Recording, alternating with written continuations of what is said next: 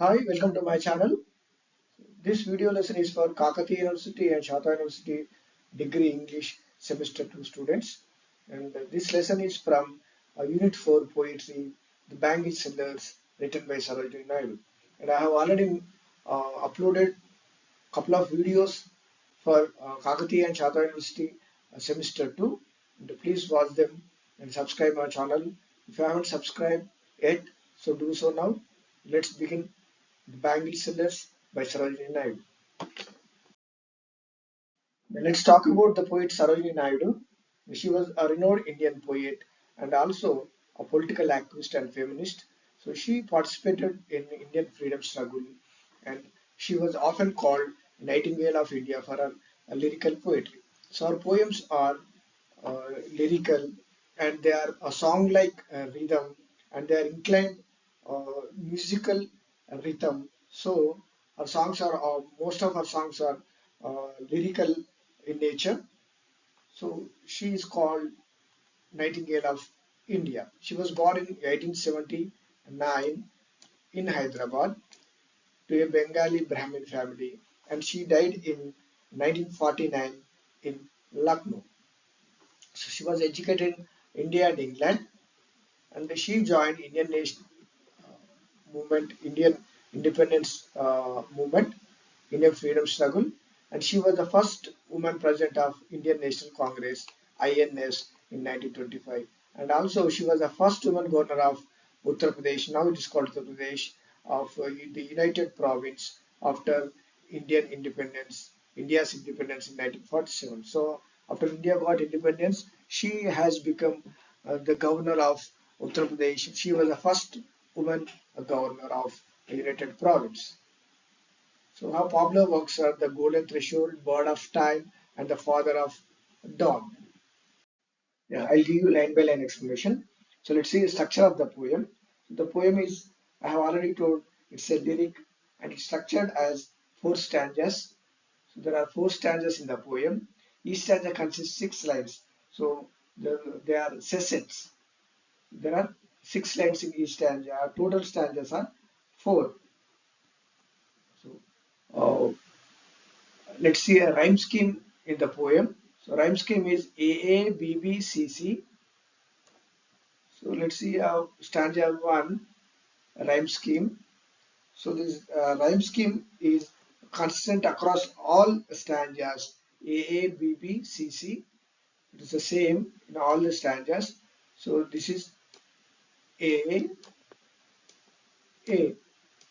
So bear fair. So these two rhyme A A. Next bright light. These two rhyme B B. Lives wives lives wives. So these two rhyme. So rhyme scheme is A B B C C across all stanzas, all four stanzas. So uh, there are some figure of speech we can see in the poem. So rainbow tinted circles of light. So this is a metaphor. So what's a metaphor? Metaphor is an implied comparison. Implied comparison is called a metaphor. So here rainbow tinted circles of light. Bangle says colorful light. So this is an implied comparison. So let's see line by line explanation. Bangle sellers are we who bear. Here it is in first person plural. So we indicates bangle sellers. So here the poem is narrated by Bangle Sellers. So Bangle Sellers, they are hawking, they are selling their goods. So they are narrating the poem. So here the Bangle Sellers introduce themselves at a temple fair. Fair. Bangle sellers are we. Here these are who bear our shining loads to the temple fair.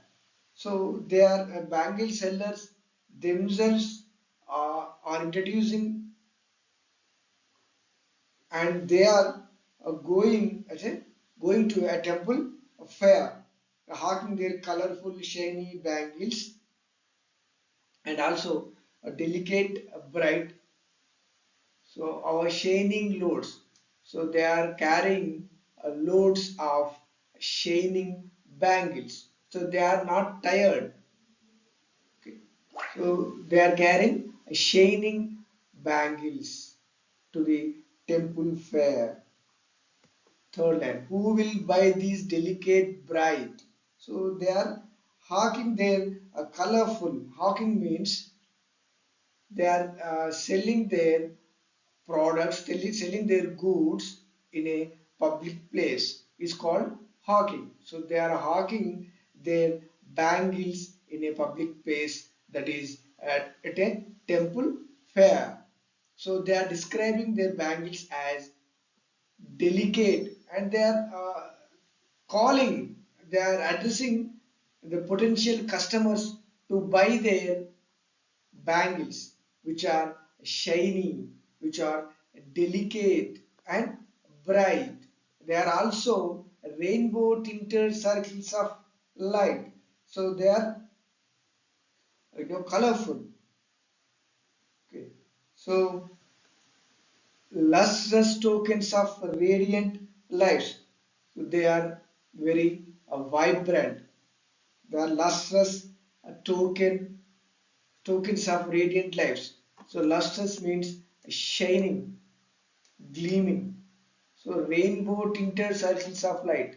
So the bangles have a different colors like a rainbow. Rainbow have colors, different colors. In the same way, the bangles have the circles of rainbow colors, and they are shining, and they are uh, very vibrant. So this is for happy daughters and happy wives. So this sets a vibrant festive scene. Okay. And these shiny, colorful bangles as symbols of joy for daughters and wives. The bangle sellers are addressing potential customers, addressing the customers to buy their bangles which are suitable for daughters and happy wives. So which are very shining, which are shining and which are gleaming, and also have different colors of a rainbow. So they are selling their goods at public place at the temple fair. So this is about stanza 1. So in this stanza, they introduce themselves to us as bangle sellers, are we who bear. Let's see stanza 2. So I have already told each stanza has 6 lines, just that AABBCC rhyme scheme. So line 1, some are meet for a maiden's wrist. So meet means suitable. Maiden is a young girl or a young woman or unmarried woman. So bangle sellers are saying that they have so many types of bangles, so many kinds of bangles with them, and some bangles are suitable for young unmarried women, so maidens. So they introduce bangles for young unmarried women. Second line, silver and blue as the mountain mist, as, like. So these are similes. What's the simile? Comparison using as and like. So silver and blue as the mountain mist. How are the bangles? The bangles are here. The bangle sellers are comparing their bangles colors to misty mountains. So they compared with these colors, silver and blue bangles, with the misty mountains. Third line, some are flushed like the birds that dream. Flushed means here cheeks glowing red with excitement, happiness. So excited. So here They are like red. Some bangles are red, like here bangle sellers are comparing their red bangles with the birds that dream. So, so they are pink like a dreaming flower birds. So it indicates a youthful fantasy. So next slide. On the tranquil brow of a woodland stream. So tranquil means calm and soothing. Calm and soothing. On the tranquil brow of a woodland stream. So here uh, the poet continues the imagery. So the poem is abundant in imagery. So there is visual imagery we see in the poem. So here the poet continues the imagery, placing birds on a calm stream's brow. Brow means edge. Okay. So and the tranquil brow of woodland stream. So this symbolizes peace and natural beauty. Some are aglow with the bloom that cleaves. Here, green bangles, glowing like clinging flowers, implying freshness and attachment to life. Next, to the limpid glory of newborn leaves. So limpid means clear, transparent. So the bangles are, if they are comparing bangles to the pure shine of fresh leaves. So here the poet compares to the pure shine of fresh leaves, reinforcing youth's vitality, to the limpid glory of newborn leaves. So the bangles are very clear and transparent like newborn leaves. So newborn leaves are smooth and very clear and you know. So here the poet compares this these bangles to the pure shine of fresh leaves. So newborn leaves are very fresh and they are very shiny. Bangle sellers are addressing their customers, and here the poet compares some of the bangles with fields of sunlit corn. Here, like it's a simile. So the poet compares bangles with sunny cornfields, sunlit corn, sunny cornfields. When the sun rays falls on the cornfields, they look golden color. So the golden like sunny cornfields. So next line, meet for a bride on her bridal morn. Meet means suitable. So these bangles are suitable for a bride on her special day. So on her special day is her on her wedding day. So bridal morn means morning, morning. So on her day of wedding in the morning, so they are suitable for a bride. Third line, some like the flame of her marriage fire. So here this is also a simile like comparing with the sacred wedding flames. So red like sacred wedding flames.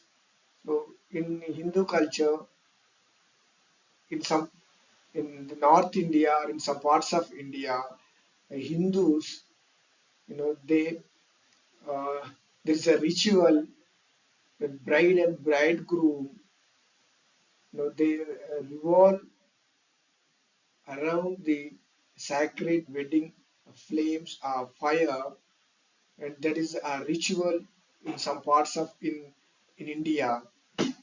So here some bangles are like some bangles are red like sacred wedding flames. Next time, or rich with the hue of her heart's desire.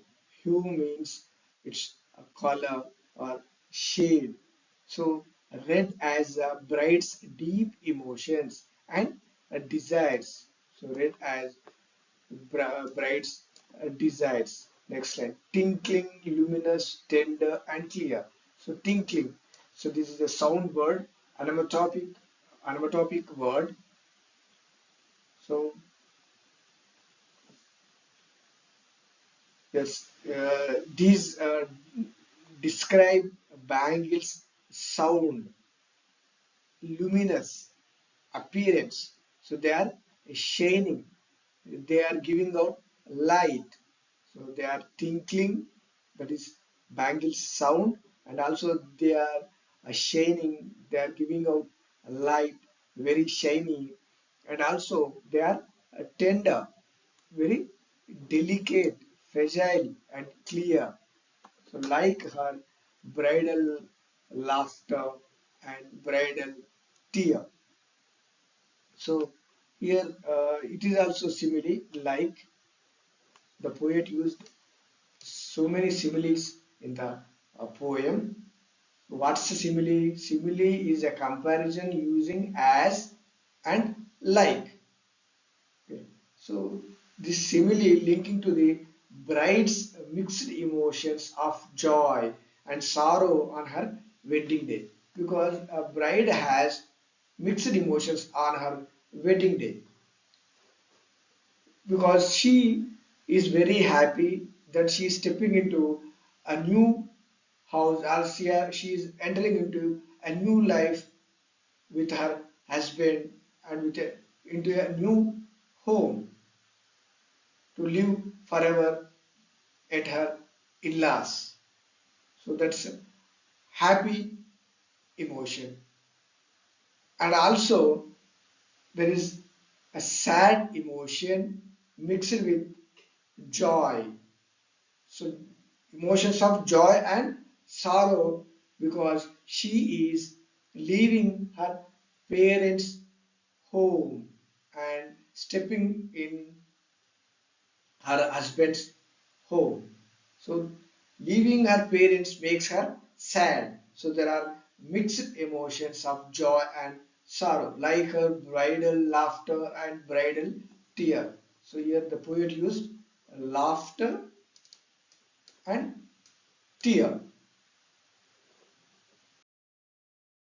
Stanza 4. Some are purple and gold flecked grey. So some bangles are purple, gold flecked, spotted with golden color. So the bangles are spotted with golden color and a purple, golden, gold flecked grey. So these are for whom? For she who has journeyed through life midway, who has journeyed through life midway. It means for a woman in midlife. So for mature women. So who are mature women? Wives and mothers, or mature women who are in midlife. A woman in midlife. So those bangles, purple and gold flecked grey are for midlife, a woman in women in midlife, and for mature women. So here for a woman in midlife, having experienced half a journey, so who has journeyed through life midway, so who have experienced half of their journey, whose hands have cherished, whose love has blessed. Blessed means blessed. It's an archaic spelling of blessed, blessed. So this describes uh, her nurturing, role blessing with love. So whose love has blessed? Blessing with love. Next. And cradle fair sons on her faithful breast. So this is imagery of motherhood, holding children close. So she nurtured and she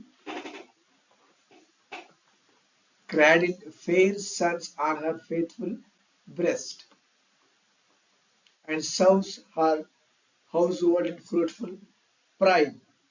So she manages home with productive satisfaction. So this stanza is about mature women or women in midlife who has for a woman who has journeyed through life midway. So they are wives, mothers. So we see an imagery of motherhood in the uh, third line and fourth line. So and serves her household in fruitful pride. Here, women who manage home with productive satisfaction, their homes, and worship the gods at her husband's side. So here, the line emphasizes devotion to family, religion, and spouse.